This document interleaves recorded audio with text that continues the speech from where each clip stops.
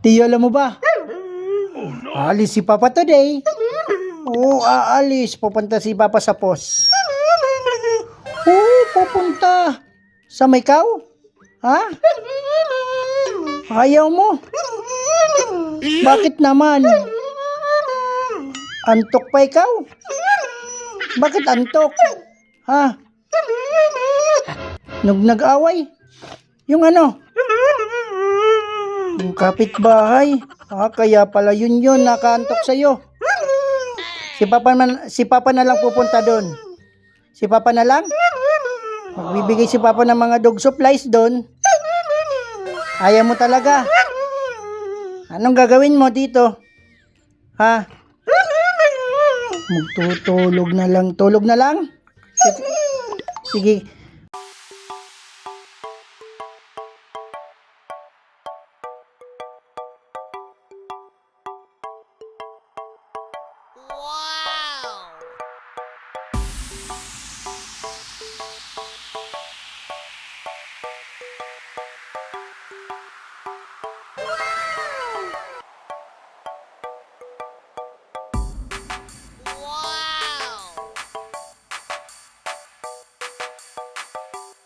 Hello mga katiyo, nandito tayo ngayon sa POS. I'm so very excited magbigay ng tulong sa kanila.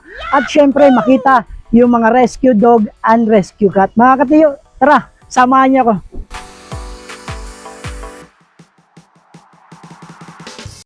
Tapos yung next po is cats with kidney problem. So, Cats with kidney problem. So, usually po, pag kung ano-ano yung kinakain, lalo na pag maaalat po yung food, so yun, ito po yung may mga kidney problem. So, special diet po sila. Tapos, ito pong isang cat na yan, kaya nakalabasan dila. Na dental na rin po yung vet namin yan. Wala na po siyang ngipin, kasi senior cat na rin siya. Kaya wala na pong nagsa-stop doon sa dila niya para lumabas.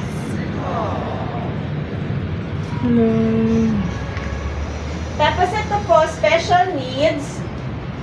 Special needs both in the sense na physical at saka introvert po yung iba. So yung iba pag sinasama dun sa maraming areas, nag-excessive grooming sila to the point na nakakalbo sila or minsan hindi kumakain. So yun po, may pagka-introvert. And yung iba po sa kanila like that one po, si Cornelia. So, yung isang mata po niya na existing pa is blind. Tapos yung isang mata po niya nung na-rescue siya, yung nakaluwa na infected. So, kailangan pong tanggalin ng vet namin. So, mga 70% blind na siya. May naaninag siya, pero malabo yung mata niya. So, yan po. Si Cornelia, they're all up for adoption pa din po. So, ito po yung mga hindi pa ready for adoption, hindi pa complete yung vaccines, newly rescued, at kailangan pa po ng rehab.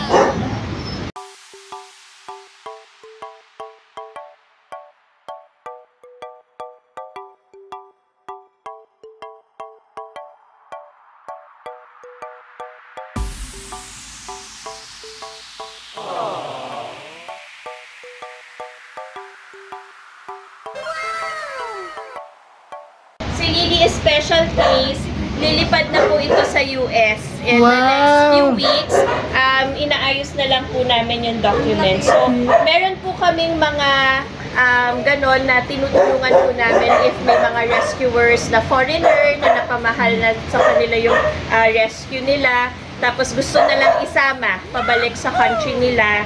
So yan po, nag-a-assist po kami in international adoption. Aalis na ikaw. Hello mga katiyo. Next in line, dito naman kami. Dapat magkatabi lang kami ni Alden. Hindi naman kami nagkakalayo, di ba? Dito kami dito ilagay. Alden. Pero wala ka ng dimple. Meron dito sa likod. Ano ang pinaka-urgent na problema sa mga stray animals? For POS, ang pinakakailangan gawin is kapon. Kasi ang cats, 3 to 4 times a year manganak. Ang aso, twice a year. So kung magfo-focus tayo sa feeding lang, hindi naman namin sinasabi na or minamaliit yung work ng feeding. Pero kung puro pakain lang tayo, malalaman mo after 3-4 months, yung pinapakain mo, buntis ng anak. So, dadamihan mo. So, yung budget mo in the long run ng pagpapakain ng mga stray animals, lumalaki. Pero kung magfo-focus ka rin sa aside sa pakainin sila, magtabi ka ng budget for kapon, doon pa lang mahihinto na. So yun yung problem natin, yung pet overpopulation na a lot of people focusing on feeding when in fact mas kailangan para ma-prevent ang more strays is magpakapon. Ano yung pinakahihiling ninyo na mangyari para sa mga animal dito sa Pilipinas? Ano ito? Pangarap namin, I think lahat kami dito sa POS, ang pangarap namin, itong shelter namin, maging center na lang siya for education, center for kapon, at wala ng animals in need of rescue. So I think yun yung pangarap ng buong POS family. And I think pangarap din yun ng mga supporters namin and yung mga donors katulad po ninyo. Ma'am, meron kaming handog sa inyo galing kay Dr. Pooch, Playpets at saka sa Animal Welfare PH. Maraming salamat. Thank you so much po. Malaking sa tulong pagpapakila. po. At lahat sila, mabangong mabango ngayong Pasko. At saka ma'am, ano pala yung number natin na i-flash doon sa ating video para kung sino mang gustong tumulong, doon sila magpadala. Pwede po kayo magpunta sa aming website. It's pos.org.ph.